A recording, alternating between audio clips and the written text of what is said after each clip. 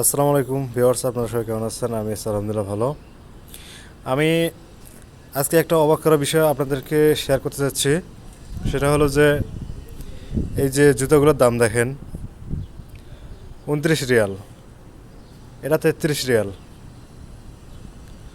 আর হচ্ছে আরও একটা বিষয় আমি এটা দেখাবো।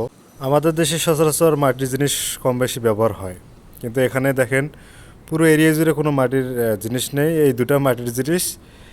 তবুও আবার দাম দেখেন, এই যে একটা 28 রিয়াল, আর হচ্ছে যে আমরা যে কড়াই বলি গ্রাম্য ভাষায়, এই কড়াইটা যে 47 রিয়াল। আমাদের দেশে, আমাদের বাংলাদেশে যে আছে, কুমারপাড়া আছে, কুমারপাড়ার লোকজন যদি জানতে পারে যে এগুলোর দাম এরকম, তাহলে জানলে হয়তো বা খুশি হবে যে আমাদের হাতের এই মাটির জিনিসগুলোর এত দাম বাইরের দেশে।